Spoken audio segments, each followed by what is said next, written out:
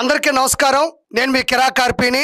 నిన్న రాత్రి Rajampet MP Mithun Reddy arrest అయ్యాడు. కారణం లిక్కర్ స్కామ్. గత కొద్ది రోజులుగా కూడా ఈ వీడియోలు గాని ఈ మ్యాటర్ గాని వైరల్ అవుతుంది. ఇప్పుడు మిథున్ రెడ్డి అరెస్ట్ అయ్యాడు గాని అంతకుముందు 10 మంది ఆల్రెడీ కూడా విచారణ ద్వారా రిమాండ్కి వెళ్లారు. వీళ్ళ మీద తీవ్రంగా ఈడీ గాని సిట్టు బృందాలు గాని విచారణ చేపట్టారు. అనుమానాస్పదంగా ఉంది, అవకాశం మెండుగా ఉందని కూడా లోపల పంపించడం జరిగింది. అయితే ఇంతకు ముందు 10 మంది Dhanunjaya Reddy Sakshi editor, Krishnamohan Reddy Jaganmohan Reddy OSD, Kasireddy Rajasekhar Reddy IT సలహాదారుడు, చెవిరెడ్డి భాస్కర్ రెడ్డి, వెంకటేష్ నాయుడు, దాంతో పాటు ఈ మిథున్ రెడ్డి, వీళ్ళతో సన్నిహితంగా ఉండేటువంటి దిలీప్, చాణక్య, సజ్జల శ్రీధర్ రెడ్డి, ఇలా 11 మంది, అంటే 11 వాళ్ళ లక్కీ నెంబర్ కాబట్టి ఇప్పటి వరకు 11 మంది కూడా ఇందులో అరెస్ట్ అవ్వడం జరిగింది. అసలు ఏంటి లిక్కర్ స్కామ్? ఈ లిక్కర్ స్కామ్ లో ఇతను చేసినటువంటి లిక్కర్, అది ఏదైతే డిస్టిలరీస్ లో మద్యం ఎలా అయితే అతను తయారు చేపించాడో చిన్న ఉదాహరణ చూపిస్తాను, నన్ను ఏమీ అనుకోకండి. అంతకుముందు జాతీయ అంతర్జాతీయ కంపెనీల నుంచి నాణ్యతమైనటువంటి మంచి ఫార్ములా ఆమోద ముద్ర నుంచి వచ్చేటువంటి బ్రాండ్స్ ఉంటే జగన్మోహన్ రెడ్డి వాళ్ళని గన్నపెట్టి భయపెట్టి వాళ్ళని లోపరుచుకొని వాళ్ళ చేత నాసిరకమైనటువంటి మందులు తయారు చేయించి 10 రూపాయలు మిగిలే చోట 90 రూపాయలు మిగిల్చుకునే స్థాయికి ఎలా దిగజారిపోయాడు, అసలు ఎలా జరిగిందని చిన్న ఉదాహరణ చూపిస్తాను. ఇలాంటి చూపించకూడదు, క్షమించండి. బట్ ఇది ఎలాంటి స్కాము, మన కుటుంబాల్లో ఉండే వాళ్ళు కూడా చాలా మంది ఆరోగ్యాన్ని పోగొట్టుకున్నారు అని తెలియాలంటే చెప్పాలి. ఇది చూడండి, ఇది నీళ్లు, ఇది స్పిరిట్. మనం తాగగానే తలకాయ ఊగిపోతుంది చూడు, అది స్పిరిట్. ఈ నీళ్ళల్లో ఈ స్పిరిట్ కలుపుతాడు. మరి ఇది ఇలా ఉంది కదా, ఇప్పుడు మనకు బ్రాండ్లో ఒక కలర్ ఉండాలి కదా, ఒక కలర్ అనేది ఉండాలి కదా. చూడండి, ఇది వేస్తాడు. ఇది వేసిన తర్వాత జస్ట్ ఒక పొల్ల తీసుకొని తిప్పారు. అంటే వాళ్ళ దగ్గర కర్మాగారాలు ఉంటాయి కాబట్టి దేంతో తిప్పారో నాకు తెలియదు. చూడండి, నీళ్లు, స్పిరిట్, ఒక కలరు కలిపితే ఇది ఒక బ్రాండ్. దీన్ని తీసుకెళ్ళి ఇది చూడండి, ఈ ఒక బాటిల్లో పోసేస్తారు. కొంచెం జాగ్రత్తగా చూడండి. చూడండి, కింద పడకుండా కింద గ్లాసు పెట్టాను. రెడీ, జస్ట్ 1 మినిట్లో క్వార్టర్ రెడీ. స్పిరిట్, నీళ్లు, కలరు కలిపితే వచ్చేసింది. స్వతహాగా ఈ బ్రాండ్స్ని 5 సంవత్సరాలు 10 సంవత్సరాలు భూమిలో పాతి పెడతారు, నిల్వ ఉంచుతారు. దానికి ఒక డేట్ ఉంటుంది, అప్పుడే జనాల్లోకి తీసుకొస్తారు. దానికి ఒక ఆమోదమైనటువంటి పత్రం ఉంటుంది, దానికి ఒక ముద్ర కూడా ఉంటుంది. జగన్మోహన్ రెడ్డికి అవేమి లేదు, అప్పటికప్పుడు తయారు చేసి జనాలకి ఇలా పంపించేసేవాడు. దీన్ని ఇలా కలిపితే ఇప్పుడు ఇది ఒక బ్రాండ్. అంటే దీని మీద మామూలు ఆ బ్రాండ్ మీద 10 రూపాయలు మిగిలితే దీని మీద 90 రూపాయలు మిగిలింది. 100 రూపాయల మీద 90 రూపాయలు మిగిలింది. ఏం లేదు దీంట్లో ఖర్చు, నీళ్లు, అంత స్పిరిట్, అంత కలర్ పౌడరు అంతే. కాకపోతే ఇదే సేమ్ ఇక్కడ కనబడుతున్న దాన్ని ఏం చేస్తాడంటే 10,000 రూపాయలు బ్రాండ్ అని క్రియేట్ చేసి ఆ సీసా మారుస్తాడు. ఆ సీసాలో కూడా ఇంకొంచెం మారాలి అనుకుంటే ఇప్పుడు చూడండి, ఇప్పుడు నేను ఇది క్వార్టర్ ఈ కలర్లో ఉంది. ఇప్పుడు మనకేం కావాలి, 10,000 రూపాయల సీసా కావాలి. ఇదిగో మళ్ళీ నీళ్లు, ఈ నీళ్లు పోయిన తర్వాత దీంట్లో మళ్ళీ ఇంకొంచెం స్పిరిట్. ఒకటే స్పిరిట్ ఉంటుంది, నీళ్ళు ఉంటాయి, కలర్ మారుతుంది అంతే. కలరు, బాటిల్ సైజు, బాటిల్ మారుతుంది. ఇప్పుడు చూడండి, 10,000 రూపాయలు బాటిల్ రెడీ. దీన్ని తీసుకెళ్ళి కలుపుతాడు. ఈ మూడింటిని కలిపి దీంట్లో పోస్తారు. ఇప్పుడు దీంట్లో పోసిన తర్వాత ఏమైంది, ఓరి అమ్మబడ దానికి దీనికి చాలా తేడా ఉంది. ఈ బాటిల్ 10,000 రూపాయలు, ఇది హై బ్రాండు, అందరూ తాగలేరు, 10,000 రూపాయలు పెట్టి నేను మందు తెచ్చుకున్నానని తీసుకున్న వ్యక్తి ఫీల్ అవుతాడు. కానీ మారింది ఒకటే, కలర్ మారింది, బాటిల్ సైజు మారింది, దాని మీద స్టిక్కర్ మారింది, పేరు మారింది అంతే. ఇదే లిక్కర్ స్కామ్. ఇలా కల్తీ లిక్కరు మద్యాన్ని అమ్మి ఆ డబ్బులకి లెక్కలు లేకుండా, ఊరు పేరు లేకుండా, ఆ డబ్బుల్ని డిజిటల్ ప్రాసెస్ లేకుండా ఆ డబ్బులు ఎక్కడికెక్కడికో తరలించి హవాలాల మీద సినిమాలు తీసి రియల్ ఎస్టేట్లు చేసి వ్యాపారాలు చేసి ఆ డబ్బుల్ని తిరిగి తీసుకొని వచ్చి ఎలక్షన్స్లో పెట్టి, అంటే ప్రజల ఆరోగ్యాన్ని దెబ్బకొట్టారు, ప్రభుత్వ ఆర్థికాన్ని దెబ్బకొట్టారు. కాబట్టి ప్రజలు వాళ్ళు ఇంకా వెనకేసుకొని రారు, ప్రభుత్వం వాళ్ళని వదిలిపెట్టదు. 1,000 కోట్ల రూపాయల ప్రభుత్వ ఖజానాన్ని దెబ్బకొట్టారు. కాబట్టి ఇది అతిపెద్ద స్కామ్. ఢిల్లీ లిక్కర్ స్కామ్తో పోలిస్తే చాలా పెద్దది, చాలా ఎక్కువ. కాబట్టి ఖచ్చితంగా ఒకసారి ఆలోచించండి. జగన్మోహన్ రెడ్డి లోపల పోతా ఉన్నాడు. ఏదైతే ఈ పాపం చేశాడో ఆ పాపమే అతను లోపల పోతున్నాడు. మళ్ళీ ఎప్పుడు వస్తాడని మనం చెప్పలేము, శాశ్వతంగా రాకపోవచ్చు కూడా. కాబట్టి జనాలారా కొంచెం అర్థం చేసుకోండి. లిక్కర్ లో స్కామ్ కూడా జరుగుతుందా? ఎందుకు వీళ్ళు అరెస్ట్ చేశారు? ఎలాంటి స్థాయిలో ఉండే వాళ్ళు కూడా అరెస్ట్ అవుతారా అంటే అవుతారు. దాని గురించి మీకు నేను కొంచెం క్లారిటీగా చెప్తాను. చాలా మందికి తెలియదు ఏపీ లిక్కర్ స్కామ్ గురించి.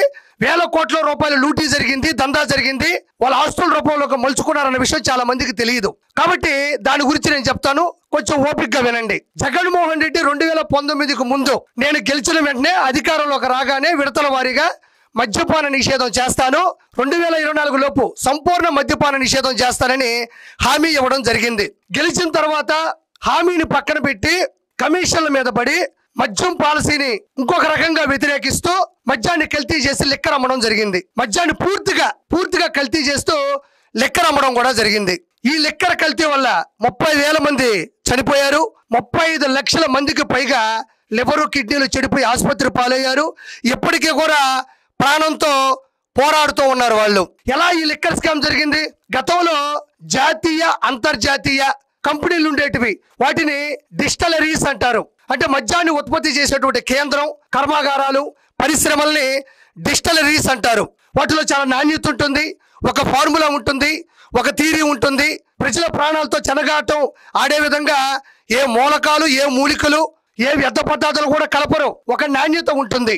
అందులో మార్జిన్, ఒక బీర్ అయినా, ఏ వోడ్కా అయినా, ఏ వైన్స్ అయినా, ఏ బ్రేజర్ అయినా, ఏ బ్రాండీ అయినా ఒక 10-15 రూపాయలు మాత్రమే మార్జిన్ ఉంటుంది. అది మాత్రం ప్రభుత్వానికి దక్కుతుంది. కానీ మనం 10-15 రూపాయలు మిగిలితే ఒప్పదు కదా.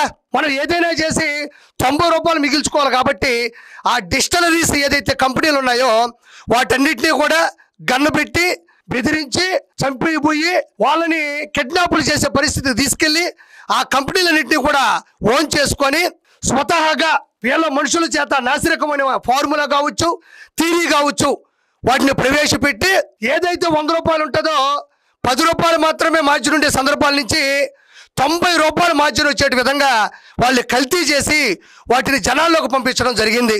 ఫర్ ఎగ్జాంపుల్, పాత రోజుల్లో మంచి బ్రాండీ కానీ, విస్కీలు కానీ, వోడ్కాలు కానీ, అంటే నేను పదే చెప్పడం అని కాదు, స్కామ్ అదే కాబట్టి చెప్పాల్సి వస్తుంది. వాటన్నిటిని కూడా పక్కన పెట్టి నాణ్యమైనటువంటి మద్యాన్ని పక్కన పెట్టి నాసిరకమైన మద్యాన్ని ప్రవేశపెట్టాడు జగన్మోహన్ రెడ్డి. వాటిని జే బ్రాండ్స్ అంటారు. వాటిలో స్పెషల్ స్టేటస్ కావచ్చు, 9 హార్సెస్ కావచ్చు, 3 క్యాపిటల్స్ కావచ్చు, బూమ్ బీర్లు కావచ్చు. అంటే అతను తాడేపల్లి ప్యాలెస్లో కూర్చొని తాగేటప్పుడు ఏదైతే నోటికి వస్తుందో, ఏదైతే మైండ్కి వస్తుందో వాటి పేర్లు పెట్టి ఒకటే స్పిరిట్, నీళ్లు, కలరు, బాటిలు, స్టిక్కరు, అంతే. అది 1000 రూపాయల బ్రాండ్ అయినా, 1,00,000 రూపాయల బ్రాండ్ అయినా, 10,000 బ్రాండ్ అయినా, ఏదైనా సరే ఖర్చు మాత్రం ఒకటే, కంటెంట్ ఒకటే. ఏదైతే మనం తీసుకుంటాం బాటిల్, దాని ఆకారం మాత్రం మారుతుంది అంతే. జనాలు అదేదో గొప్ప బ్రాండ్స్ అని చెప్పేసి విపరీతంగా తాగి వాళ్ళు మద్యానికి బానిసవ్వడం, వాళ్ళు లివర్లు కానీ కిడ్నీలు కానీ చెడిపోవడం, ఎంతోమంది ఆడవాళ్ళ యొక్క పుస్తులు కూడా తెగిపోవడం జరిగింది. ఇది మునిపెన్నడూ ప్రపంచంలో ఎక్కడా కూడా ఈ లిక్కర్ స్కామ్ జరగలేదు. మద్యం మీద కేసుల మీద 250 రూపాయల మార్జిన్, బీర్ల మీద 150 రూపాయల మార్జిన్, ఇలా అన్ని మద్యాల మీద కూడా మార్జిన్ ఎక్కువగా పెట్టుకొని కేసుల మీద వేల కోట్ల రూపాయలను కూడా లూటీ చేయడం జరిగింది. సామాన్య ప్రజల ప్రాణాలని హరింపజేస్తూ, బాధ పెడుతూ, వాళ్ళు చచ్చిపోతున్నా కూడా వెకిలిగా నవ్వుతూ కూడా వేల కోట్ల రూపాయలని వీళ్ళు దంచడం జరిగింది. జగన్మోహన్ రెడ్డి సంపూర్ణ మద్యపాన నిషేధం పక్కన పెడితే వచ్చి రాగానే ప్రైవేటీకరణగా ఉంటాయి వైన్ షాపులు, అందరికీ తెలుసు. చీటీలు వేస్తారు, అందులో ఎవరైతే సెలెక్ట్ చేస్తారో వాళ్ళకి ఇస్తారు. కానీ జగన్మోహన్ రెడ్డి ప్రైవేటీకరణ పక్కన పెట్టి గవర్నమెంట్కే వాటిని చేతిలోకి తీసుకొని వాళ్ళ మనుషుల్ని పెట్టి డిజిటల్ ప్రాసెస్, అంటే దానికి ఒక అకౌంట్ ఉండదు, దానికి ఫోన్పే, గూగుల్ పే, ఎలాంటి ఆధారితమైన ఈరోజు ఎంత సేల్ అయింది, ఎంత డబ్బులు వేసామనేటువంటి పరిస్థితులు కూడా లేకుండా మద్యం ఎక్కడి నుంచి ఎక్కడికి వెళ్తుంది, ఎక్కడి నుంచి ఎక్కడికి వస్తుంది, ఉత్పత్తి దారుని నుంచి ఇక్కడ వరకు ఎంత మద్యం మన దగ్గరకు వచ్చిందని ఒక సాఫ్ట్వేర్ ఉంటుంది. అంటే ప్రతి మద్యానికి కూడా అవేమీ లేకుండా ఆ సాఫ్ట్వేర్ను కూడా స్పాయిల్ చేసి ఓవరాల్గా కంపెనీలు చేతిలో పెట్టుకొని నాసిరకమైన బ్రాండ్లు వీళ్ళే తయారు చేసి ఇష్టం వచ్చిన పేర్లు పెట్టి మార్జిన్ ఎక్కువ పెట్టుకుని ప్రజల ప్రాణాలను హరింపజేసి వేల కోట్ల రూపాయలు దందా చేశారు. అదే ఏపీ లిక్కర్ స్కామ్, జే బ్రాండ్స్ లిక్కర్ స్కామ్. ఈ లిక్కర్ స్కామ్ వల్ల ఎంతమంది చనిపోయారో నేను ప్రత్యేకంగా మీకు చెప్పనక్కర్లేదు. 2022 ఢిల్లీ లిక్కర్ స్కామ్తో పోలిస్తే ఇది ఎన్నో రెట్లు ఎక్కువ. అది ఇంతే, ఢిల్లీ లిక్కర్ స్కామ్ ఇంత. కానీ ఇది ఇంత. ఆ లిక్కర్ స్కామ్లో నాణ్యత ఉండేది, ఫార్ములా ఉండేది, మంచి బ్రాండ్సే ఉండేటివి, జరిగింది వేరే. కానీ ఇక్కడ అన్ని విధాలుగా కూడా మోసం చేశాడు జగన్మోహన్ రెడ్డి. అయ్యా ఇన్ని వేల కోట్ల రూపాయలు సంపాదించాడు, మరి ఎక్కడికి వెళ్ళాయి అంటారు. అక్కడికే వస్తున్నాను నేను, అక్కడే వీళ్ళు దొరికింది. వీళ్ళు ఈ వచ్చిన డబ్బుల్ని ఏది ఫోన్పే గూగుల్ పే లేకుండా క్యాష్ పెట్టు, క్యాష్ కొట్టు, క్వార్టర్ పట్టు, తాడేపల్లి ప్యాలెస్ లో ఎట్టు, క్యాష్ పెట్టు, బాటిల్ పట్టు, తాడేపల్లి ప్యాలెస్ లో లెక్కెట్టు. ఇది అప్పట్లో ప్రాసెస్. ఈ డబ్బులు వీళ్ళు ఏం చేశారంటే పుంకాలుగా వేల కోట్ల రూపాయలు వచ్చి పడిపోయేటివి.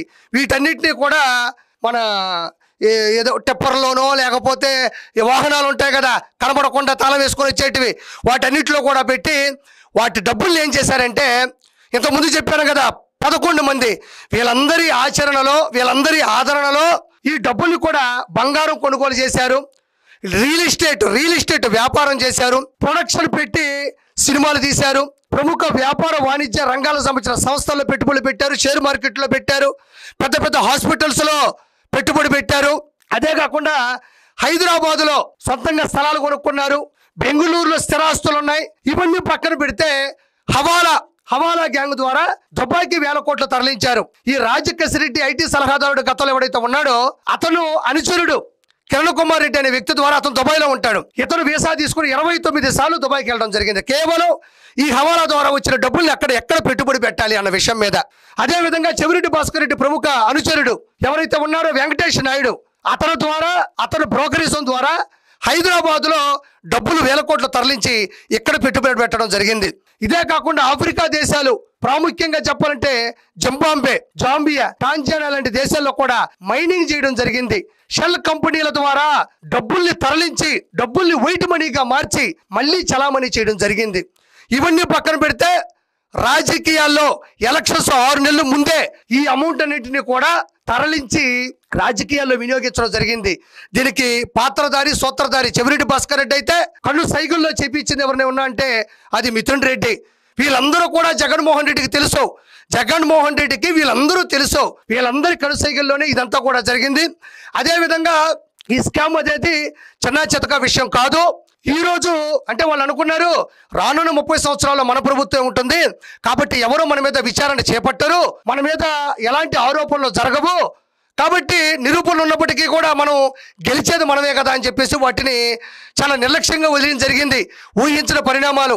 చంద్రబాబు నాయుడు గారి యొక్క చరిత్ర మళ్ళీ జనాలకు కావాల్సి వచ్చింది.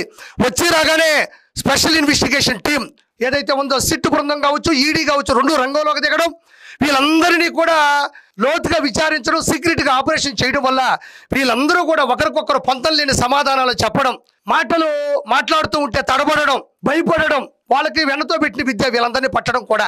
వీళ్ళందరినీ లోపలేశారు. మిథున్ రెడ్డి చాలా లేటుగా ముందస్తు బెయిల్ కోసం చాలా ట్రై చేశాడు, కానీ కొట్టివేసింది ఈ సిట్టు బృందం. ఈడీ కావచ్చు, వీళ్ళందరూ కూడా 300 పేజీల ఛార్జ్ షీట్ దాఖలు చేశారు కోర్టుకి. అవన్నీ విచారించిన తర్వాత నిన్న 7 గంటల సేపు మిథున్ రెడ్డిని ఇంట్రాగేషన్ తర్వాత ఇది కరెక్టే, ఇతను చేశాడు అని చెప్పేసి రిమాండ్కి పంపించడం జరిగింది. అంటే నేను చెప్పేది 100% కరెక్ట్. జగన్మోహన్ రెడ్డి లోపలికి వెళ్తాడు. ఈ అంతా నడిపించిన ఆధిపత్యం, వీళ్ళందరికీ బాసు, అంతిమ లబ్ధిదారుడు, వీళ్ళందరూ కనిసైకిల్లో ఉన్న అత్యుత్తమ స్థానంలో ఉన్నది ఎవరైనా ఉన్నాడంటే అది జగన్మోహన్ రెడ్డే. ఈ 11 మంది లోపలికి వెళ్ళిపోయినారు మహామోహులు. ఒకరు ఓఎస్డీ, ఒకరు ఐటీ సలహాదారుడు, ఇంకొకరు సాక్షి ఎడిటర్. వీళ్ళందరినీ కూడా విచారించి లోపల పంపించడం జరిగింది. ఇంకా తరువాయి భాగం ఎవరైనా ఉన్నారు అంటే అది జగన్మోహన్ రెడ్డే. జగన్మోహన్ రెడ్డి వల్లే ఇదంతా జరిగింది. కాబట్టి ఇది ప్రజలు కూడా క్షమించరు. ప్రజాస్వామ్యంలో ఎవరు దీన్ని వెనకేసుకొని రారు. కాబట్టి ఇదన్నింటినీ చేయడం జరిగింది. ఇంకొకటి ఏంటంటే వీళ్ళు చేసినటువంటి ఈ స్కామ్ అనేది భారతదేశం మొత్తం నిబిరిపోతుంది, షాక్ అవుతుంది, మొహం మీద దుమ్మెత్తి పోస్తున్నారు.